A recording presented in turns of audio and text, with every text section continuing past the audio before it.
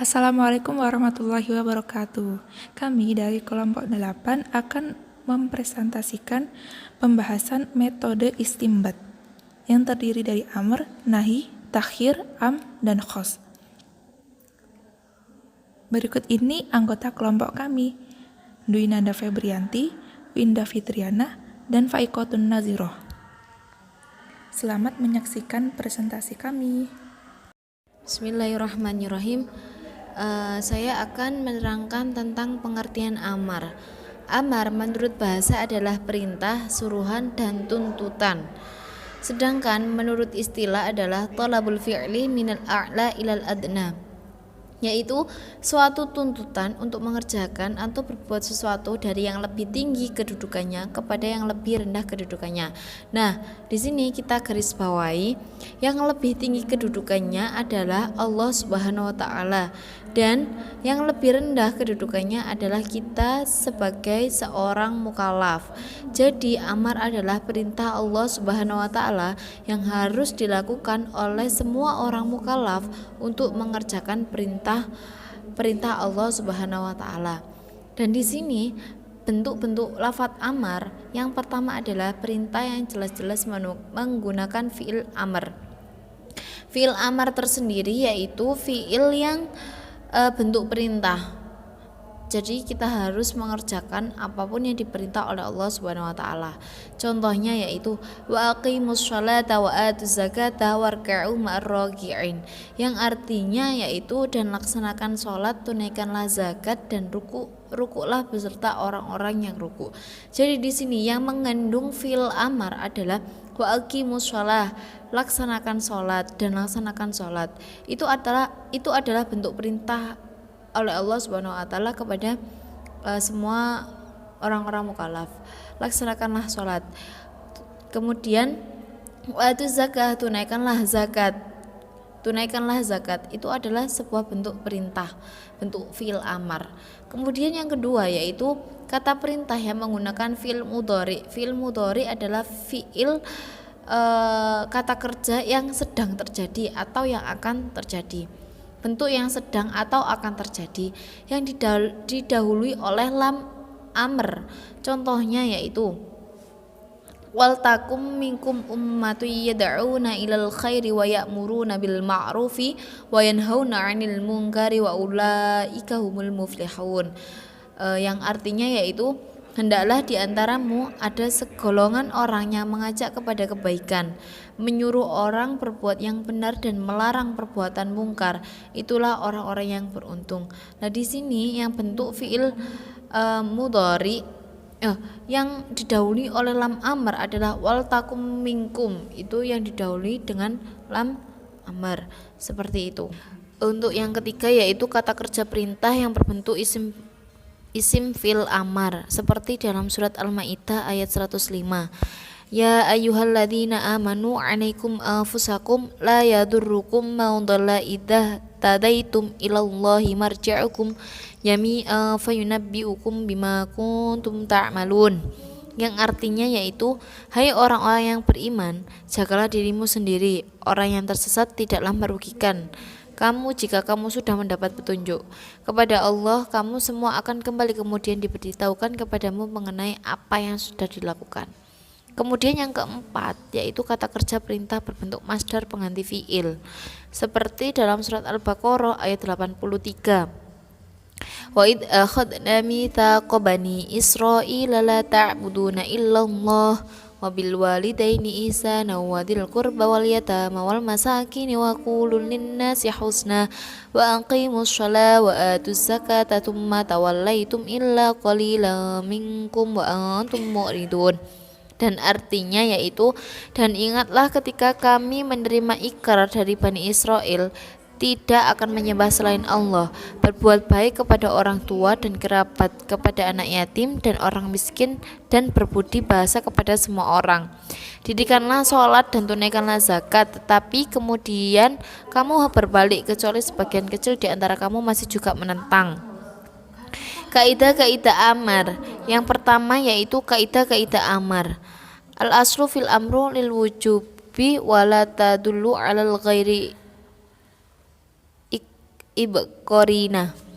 Amar pada dasarnya menunjukkan arti wajib, kecuali adanya korinah-korinah tersebut. Korinah yaitu petunjuk-petunjuk tersebut yang memalingkan arti wajib tersebut. Contohnya wa aqimus sholata wa atuz zakah, yang artinya yaitu dirikanlah sholat dan keluarkan zakat.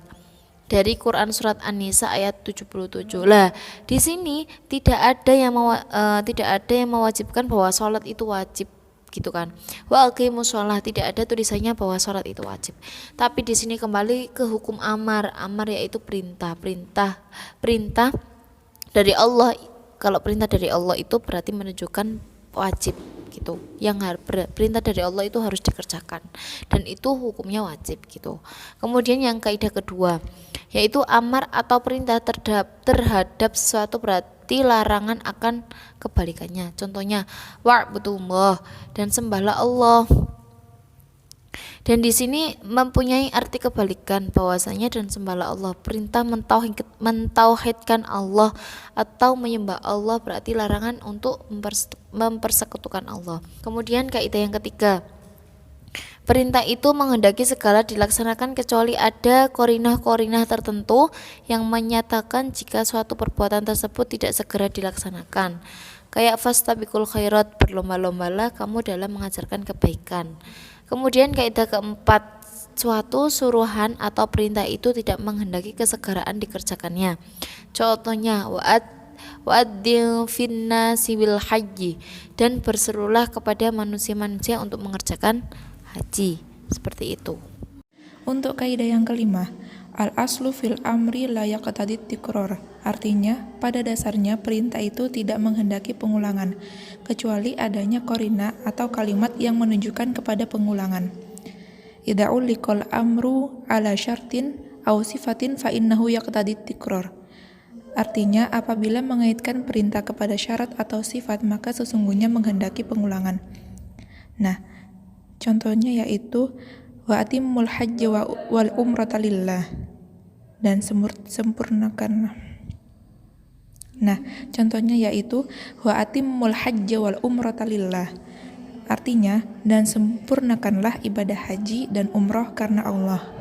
Untuk kaidah yang keenam, al-amru ba'dan nahyi yufidul ibahati. Artinya, perintah setelah larangan menunjukkan kebolehan. Contohnya, ya ayyuhalladzina amanu idza nudiya lis-sholati min yaumil jumu'ati fas'u ila dzikrillahi wa dzakarul bai'. Wahai orang-orang yang beriman, apabila dipanggil untuk menunaikan sholat pada hari Jumat, maka bersegeralah kamu kepada mengingat Allah dan tinggalkanlah jual beli. Selanjutnya, فَإِذَا قُضِيَتِ الصَّلَاةُ فَانْتَشِرُوا فِي الْأَرْضِ وَابْتَغُوا مِنْ فَضْلِ اللَّهِ. Apabila sholat sudah ditunaikan, maka bertebaranlah kamu di muka bumi dan carilah karunia Allah. Selanjutnya, pengertian nahi. Lafaz nahi secara bahasa adalah an-nahyu, yang berarti larangan. An-nahyu huwa talibut tarki minal a'la ilal adna. Nahi adalah tuntutan meninggalkan sesuatu yang datangnya dari orang yang lebih tinggi tingkatannya kepada orang yang lebih rendah tingkatannya. Jadi di sini adalah minal a'la, ialah yang lebih tinggi tingkatannya, yaitu Allah. Ilal adna, kepada orang yang lebih rendah tingkatannya, yaitu hambanya. Jadi permintaan untuk meninggalkan larangan dari Allah untuk hambanya. Selanjutnya, bentuk-bentuk sigot nahi. Yang pertama, menggunakan la nahi atau la yang berarti jangan. Contohnya, wala taqtulun nafsal lati haramallahu illa bil haqq dzalikum wasaqum bihi la'allakum taqilun. Yang kedua, menggunakan kata yang berasal dari lafadz naha. Innallaha ya'murukum bil adli wal ihsani wa ita'idil qurba wa yanha 'anil fahsya'i wal munkari wal baghi ya'idukum la'allakum tadhakkarun. Yang ketiga, menggunakan kata yang berasal dari lafadz tahrim. Hurimat 'alaikumul maitah. Yang keempat, menggunakan bentuk perintah tetapi maknanya larangan. Wadarul bai'. Untuk kaidah nahi yang pertama yaitu al-aslu fin nahyu litahrimi. Pada dasarnya larangan itu untuk mengharamkan sesuatu perbuatan yang dilarang. Dalam kitab lain disebutkan an-nahyu yaqtadi tahrimu wal fawru wa dawamu illa liqarinati. Jadi larangan itu menghendaki atau menunjukkan suatu pengharaman. Nah, wal fawru segera untuk diharamkannya. Wad dawamu itu selamanya bersifat haram. Illa liqarinati, kecuali ada korina-korina atau sebab atau tanda-tanda tertentu yang tidak menghendaki hal tersebut. Jadi seperti pengecualian. Contohnya, wala taqrabuz zina, dan janganlah kamu mendekati zina. Lafadz nahi selain menunjukkan haram sesuai dengan korinahnya juga menunjukkan kepada arti lain. Yang pertama, doa. Ad-doa seperti Rabbana la tu'akhidna in nasina, wahai Tuhan kami janganlah engkau menyiksa kami jika kami lupa. Yang kedua, irsyad, memberi petunjuk seperti ya ayyuhalladzina amanu la tas'alu an asya'i in tubdalakum tasukum. Wahai orang-orang yang beriman, janganlah kamu menanyakan kepada nabimu hal-hal yang jika diterangkan kepadamu akan menyusahkanmu. Terdapat dalam Quran surat Al-Maidah ayat 101. Yang ketiga yaitu menunjukkan arti tahkir, litahkir, merendahkan. Contohnya, Bismillahirrahmanirrahim. La tamuddanna 'ainaka ila ma mata'na bihi ajwajan minhum wa la tahzan 'alaihim wahfid janahaka lil mu'minin. Janganlah sekali-kali kamu menunjukkan pandanganmu kepada kenikmatan hidup yang telah kami berikan kepada beberapa golongan di antara mereka. Yang keempat, menunjukkan arti kata takis, putus asa. Contohnya, Bismillahirrahmanirrahim. Ya ayyuhalladzina kafaru la ta'tadirul yawma innama tujzauna ma kuntum ta'malun. Artinya, hai orang-orang kafir, janganlah kamu mengemukakan uzur pada hari ini, membela diri. Sesungguhnya kamu hanya diberi balasan menurut apa yang kamu kerjakan. Ayat tersebut menjelaskan kepada orang kafir bahwa pembelaan diri pada hari kiamat tidak ada gunanya lagi. Untuk kaidah yang kedua, memiliki arti pada dasarnya larangan itu menghendaki fasad atau rusak, sebagaimana sabda Rasulullah yang artinya setiap perkara yang tidak ada perintah kami maka ia bertolak. Itu sama dengan arti an-nahyu anisyai'i amrum bididdih. Larangan terhadap sesuatu berarti perintah akan kebalikannya. Nah, contohnya di Quran surat Al-Baqarah ayat 11, janganlah kamu membuat kerusakan di muka bumi. Untuk kaidah yang ketiga, larangan terhadap sesuatu berarti perintah kebalikannya. Itu sama dengan al-aslu fin nahyi yadullu ala fasadil manhi anhu fil ibadat. Pada dasarnya, larangan menunjukkan batalnya perkara yang dilarang dalam masalah ibadah. Sholat atau puasanya wanita yang sedang haid, maka jika dilakukan, itu ibadahnya tidak sah. Kaidah yang ketiga, contohnya Bismillahirrahmanirrahim. Ya ayyuhalladzina amanu innamal khamru wal maisir wal ansabu wal azlamu rijzum min amali syaitani fajtanibuhu la'allakum tuflihun. Yang artinya, hai orang-orang yang beriman, sesungguhnya meminum khamar, berjudi, berkurban untuk berhala, mengundi nasib dengan panah adalah perbuatan keji termasuk perbuatan syaitan. Maka jauhilah perbuatan-perbuatan itu agar kamu mendapat keberuntungan. Untuk kaidah yang keempat, al-aslu fin nahyi al-mutlaq yaqtadi tikrar fi jam'il azminati. Pada dasarnya, larangan yang mutlak menghendaki pengulangan larangan dalam setiap waktu. Contohnya pada Quran surat Al-Isra, wala taqrabuz zina. Dan satunya, ya ayyuhalladzina amanu la taqrabus sholata wa antum sukara. Itu terdapat dalam surat An-Nisa ayat 43. Janganlah kamu sholat sedang kamu dalam keadaan mabuk. Yang ketiga adalah tahyir atau memberi pilihan. Boleh melakukan atau tidak melakukan sesuatu yang dalam hal ini mengarah pada hukum halal atau mubah. Umpamanya sabda Nabi, "Idza lam tastahi fansu' ma syi'ta."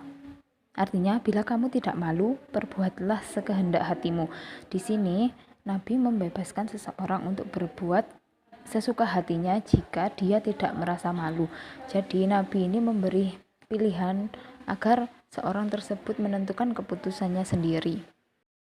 Selanjutnya, am. Menurut bahasa, am artinya menyeluruh atau umum. Sedangkan menurut istilah adalah suatu lafadz yang cakupan artinya lebih dari satu dengan tanpa adanya batasan. Yang kedua, lafadz am. Lafadz-lafadz yang bermakna jamak. Contohnya adalah yang pertama, kullum ri'im bima kasaba rohin. Di sini kata atau lafadz yang menunjukkan umum adalah kullun. Yang kedua, am yaquluna nahnu jami'un muntasir. Yang menunjukkan lafadz umum adalah jami'un. Selanjutnya yang ketiga, waqatil musyrikina kaffatan kama yuqatilunakum kaffah. Yang menunjukkan umum adalah kaffatan. Kemudian yang kedua adalah jamak yang makrifat dengan alif lam, baik jamak mudzakkar salim, muannats salim maupun jamak taksir atau makrifat dengan idhofah. Contoh yang pertama, mencakup seluruh orang muslim, lafadznya adalah innallaha yaghfirudz dzunuba jami'a. Menunjukkan lafadz am adalah jami'a. Kemudian yang kedua, contoh jamak makrifat dengan idhofah, yaitu yusikumullahu fi auladikum. Selanjutnya adalah isim mufrad yang dimakrifatkan dengan alif dan lam atau dengan idhofah. Contohnya isim mufrad yang dimakrifatkan dengan alif dan lam adalah Quran surat Al-Asr ayat 1-3. Kemudian yang keempat ada isim nakiroh yang kemasukan lam nafi atau lam nahi. Contohnya adalah la ikraha fiddin.